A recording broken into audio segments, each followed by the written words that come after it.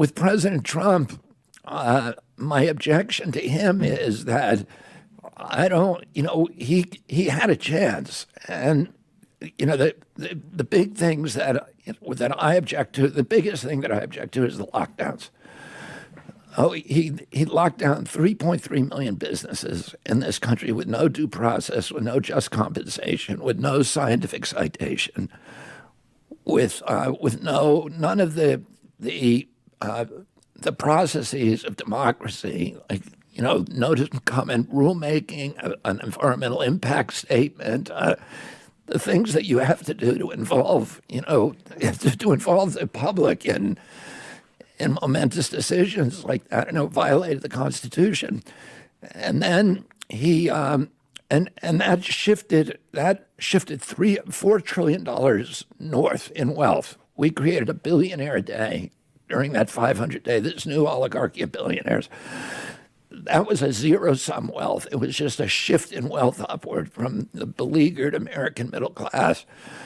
And then there was a number of other decisions he made during that crisis moment of American history when you really want you want a president who can stand up to his bureaucracy and to ask questions and to go into the weeds and to have, to stick by his instincts. He knew that hydroxychloroquine was going to work. And yet he got rolled by his bureaucrats again, and they ended up denying access to it to the American public. So I think that's an interesting point. By the way, I would tend to agree as a Trump supporter, as you well know. Yeah. I would say that the lockdowns are probably the best argument against, what the 4 years what I would consider of a big success. I would also say appointing John Bolton to the head of the NSA. Totally agree. John Bolton should be deported from the country. So I'm not a warmonger. I think President Trump had a right on the medical freedom issues. I think he had a right on the war issues in his rhetoric. But I don't think he executed well. And if you want a president who's actually going to dismantle this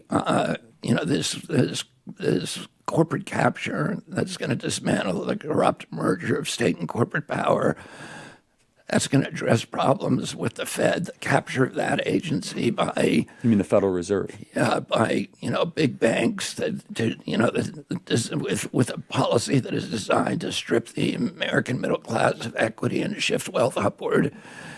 If you want a president who's going to actually address the problems at the CIA and who's going to reform that agency, which President Trump never even attempted to do, that agency now is has been captured by the military contractors and military industrial complex. And the war machine. And the war machine, its function, which my uncle recognized.